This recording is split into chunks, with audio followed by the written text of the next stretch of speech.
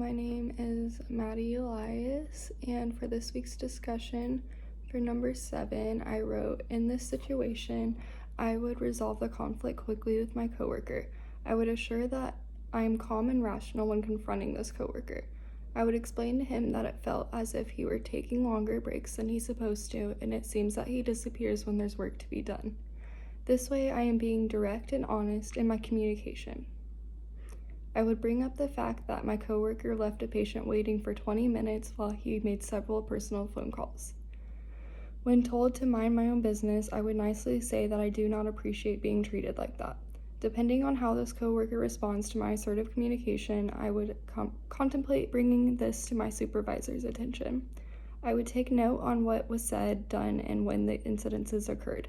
I would plan in advance about what I was going to say to my supervisor by thinking about what I would say, how I would say it, and what response I would give to how he or she might react.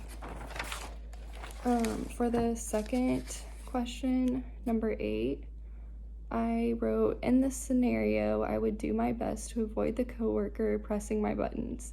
When I hear myself saying she makes me so angry, I would stop and think about the statement.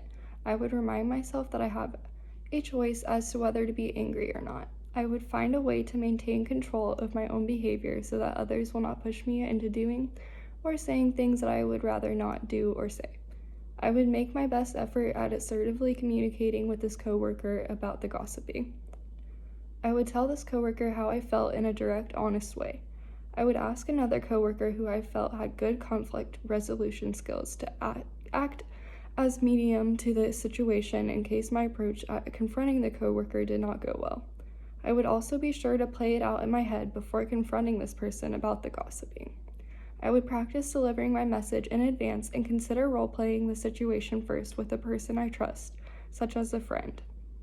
In a calm, even tone of voice, I would say, I have heard through the grapevine that you have been spreading gossip about me, and I would like to know that this is upsetting to me. I would ensure that this conversation occurred in a private area where I felt safe.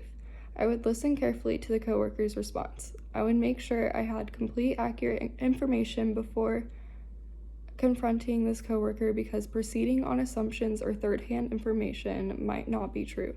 I would ask this coworker if what I had heard was true and say so in an even calm tone of voice. I would aim for a win-win solution. Lastly, I would take safety precautions, remembering that I can control my own behavior, but cannot control the behavior of the other person.